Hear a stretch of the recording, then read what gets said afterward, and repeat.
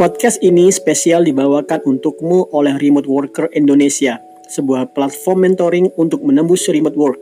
Kerja dari rumah, gaji dalam dolar. Cek website kami di remoteworker.id. See you there. Di podcast ke-057 ini, saya ingin menyampaikan suatu fenomena yang sedang teman-teman hadapi. Teman angkatan saya sendiri mengatakan bahwasannya working from home itu malah ngebuat si bos bisa seenaknya nyuruh kerja kapan aja. Nah, ini benar banget. Kalau kalian cek di podcast saya yang ke-15, saya mengatakan apa sih time zone itu dan apa pentingnya bagi remote worker. Nah, karena bagi saya, working from home yang teman-teman laksanakan secara tidak sukarela ini karena si corona, itu adalah working from home yang rada-rada BS. BS itu singkatan, cari sendiri artinya. Rada-rada meaningless aja dalam konteks masih berat untuk kehidupanmu. Jadi begini, remote work bagi saya adalah cara membuat kamu mudah menjalani kehidupan. Dan salah satu tipsnya adalah tidak mencari job yang berada pada time zone yang sama dengan kamu. Atau dalam time zone yang berdekatan, misalnya paling dekat itu tentunya Australia. Australia itu bisa 2 jam, 3 jam, atau 4 jam tergantung Australinya. Kemudian juga Jepang, Singapura apalagi, cuman beda sejam sama Jakarta. India mungkin juga nggak terlalu jauh ya, saya lupa juga. Saya nggak pernah dapat klien dari India. Nah, intinya adalah kalau kamu punya klien yang satu time zone, lebih lengkapnya bisa cek di podcast ke-15, satu time zone, maka dia bisa mengontrol kehidupanmu. Kenapa? Karena dia hidup di saat kita juga hidup, ya kan? Kita di belahan bumi yang sama-sama mataharinya bersinar.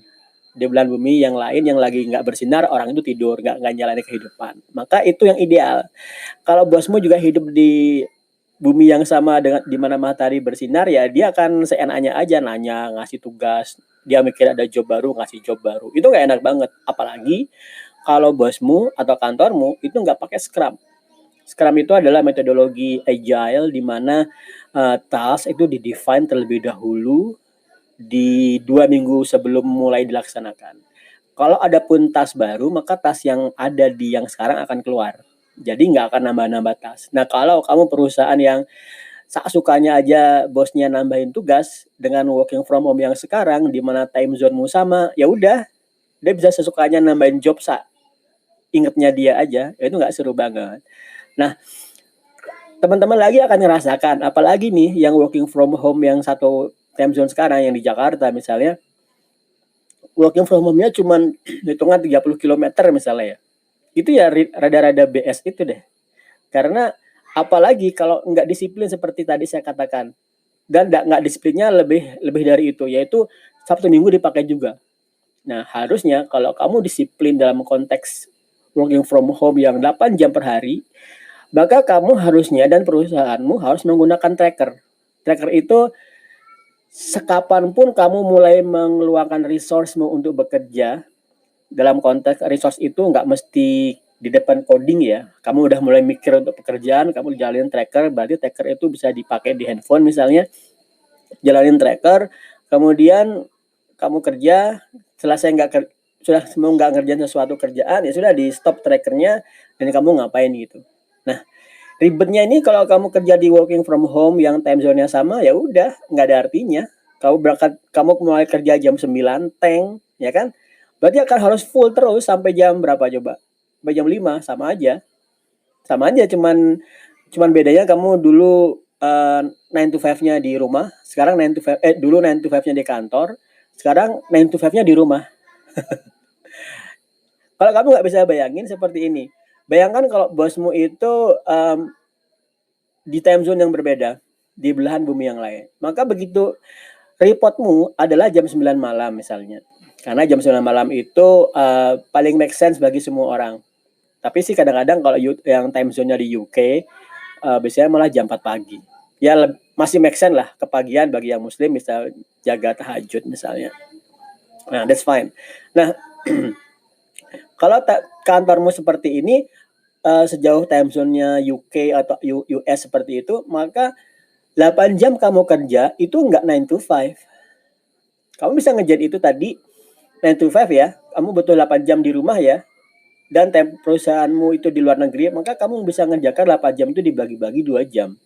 Nggak bisa ngeblank dari jam 9 sampai jam 5. Kamu bisa aja kerjain dari subuh sampai jam 7. Ya kan? Udah 2 jam tuh. Kemudian rehat aja.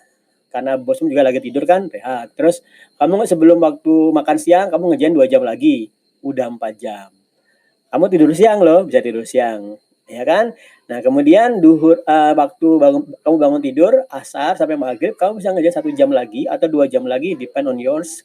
Kemudian berarti sudah 6 jam, ya kan? Sebelum menyampai jam 9, yaitu saat kamu report, kamu bisa kerja 2 jam lagi. Nah, jadi distribusi waktunya lebih lebih santai, lebih banyak. Ketimbang kalau kamu working from home, kantormu di Jakarta, ya udah cuma sekedar pindah kantormu dibawa ke rumah aja. Nah, ini tidak mengatakan bahwasanya useless ya. Tadi saya bilang BS itu dalam konteks push aja sih. Itu sudah bagus banget lah, sudah bisa merasakan kerja di rumah, nggak perlu komuter, itu bagus banget deh.